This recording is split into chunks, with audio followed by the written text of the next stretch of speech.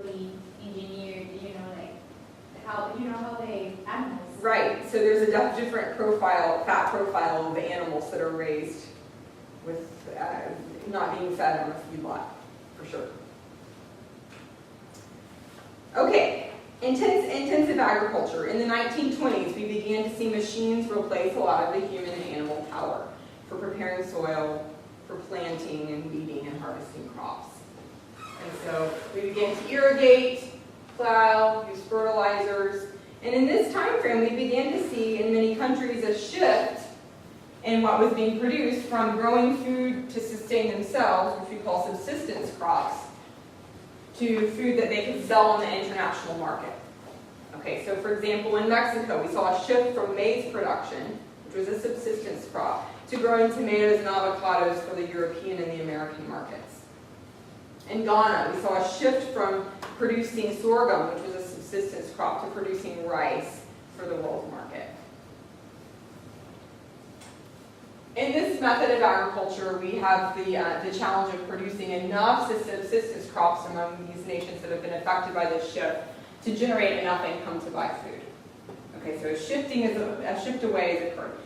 I can think of other examples of this that haven't been generating food to sell. So for example, in Tanzania, there was a shift from growing subsistence crops to producing coffee. In other cases, we've seen rubber, or cotton. So the shift from using your own soil and land to produce something that you eat locally to something that can be sold on the international market. Okay, lastly, industrialized agriculture.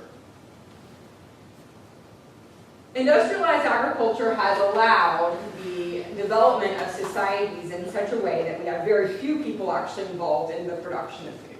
So only less than 3% of Americans are involved in producing their food. However, it's energy intensive. And I've seen quite a number of numbers here. This is one of the books that I used in helping prepare several elements of this lecture. They give a range of 7 to 10 calories. So it takes a lot more energy in than we see energy out. Historically, we saw more of a one-to-one pattern here. We're going to talk later in the lecture about some ways that energy goes into production of food. What are some things that come to mind for you guys? What are some ways that we put energy into the production of food? What are some ways we spend energy in the production of food? You need energy to power the tractors. Okay, sure. This tractor here takes fuel. Right. What else? Like packaging, probably. Okay. What else? Distribution. Okay. Yeah, so moving the food around once we've produced it. Also, the production of fertilizers, the chemical fertilizers, uses energy, and the processing uses energy. So, intensive agriculture is highly productive in terms of the output per unit of labor, but in terms of energy inputs, it's not as efficient as you'd like to.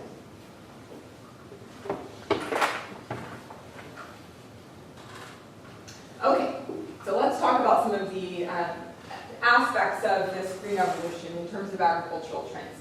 Synthetic fertilizers were introduced to farming in the 1940s. So this has helped to increase the production of food. What are some of the negative effects you think might be associated with synthetic fertilizers?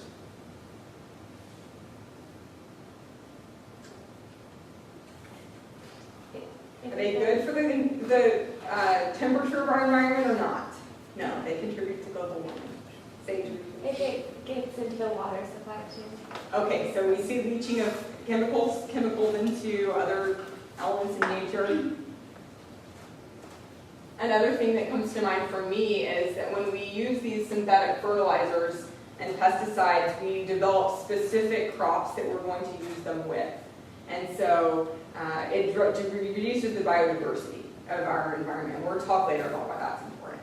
Okay, so we've got synthetic fertilizers. We also have subsistence crops that were contributing to certain foods being favored for production. And we're going to look just a second at a little, just short intro to the Farm Bill that may help to understand a little bit about this. But because of the structure of our farm policy in the U.S., we favored production of certain foods. Okay, so it doesn't make a whole lot of sense to me that you can walk in a grocery store and it's cheaper to buy a Snickers bar than an apple. So something that has been processed and has all these foods mixed into it and it's packaged or something that's just picked off a tree. You know, there's a reason that those ingredients in foods have become so cheap. So the structure is partially related to the structure of farm policy. As I said here, with the use of fertilizers and pesticides, we began to grow just a few foods rather than such a diverse set of foods. So we favor corn and soy, canola. We favor producing animals in concentrated animal feeding operations, which we'll look at in just a second. We've also altered the diet that we feed to animals.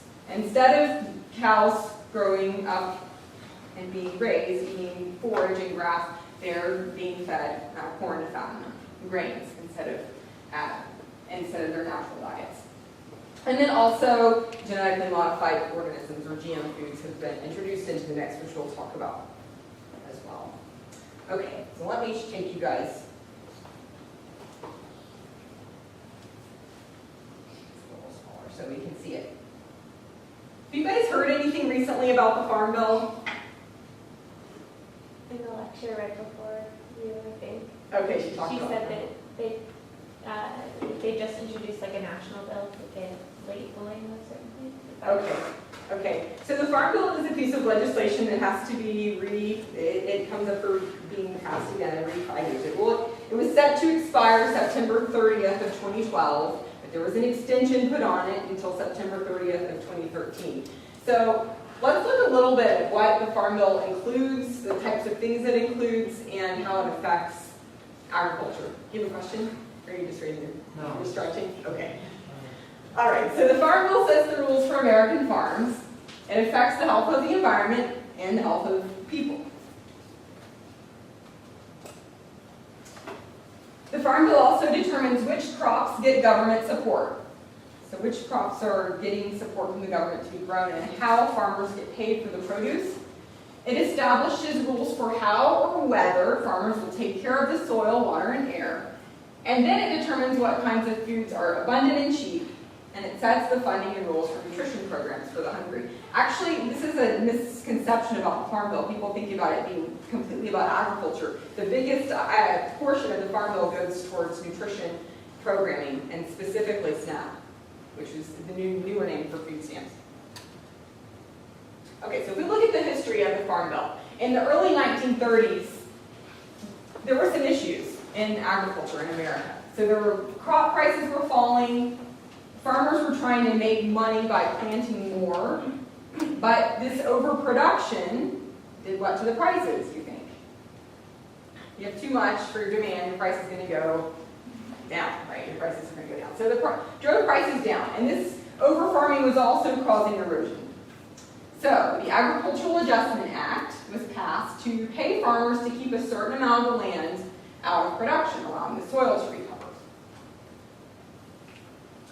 This also set up a grain reserve, so the government was buying surplus crops in good years and selling off the stockpile in lean years, which helped to keep the prices more stable. However, in more recent years, we've seen some of these initial policies in the Farm Bill really be turned around. So in the 1970s, the Secretary of Agriculture, Earl Butz, encouraged farmers to produce as much as possible. Get big or get out, was the phrase, hoping to export surplus crops. And so what we see in recent years is that large farms and producers have heavily lobbied Congress to shape the Farm Bill in their interests. So the amount of lobbying that goes into or influences the outcome of the Farm Bill is growing substantially, and it's large. So these changes in the Farm Bill have resulted in a lot of the changes that we've seen in American agriculture. Okay, so we're going to look at some of the effects of that. So 1930, we're looking at 1930, we're going to compare to 1970 and 2010. We see the percentage of Americans working on a farm in 1930 was at around 20%, and we've seen a significant decline. We've also seen we'll look at the number of farms here, and as we progress, we'll see this number decline. Also, interestingly, the average farm in 1930 grew more than 4 different crops. And we'll also see this number, the amount of fertilizer, go up.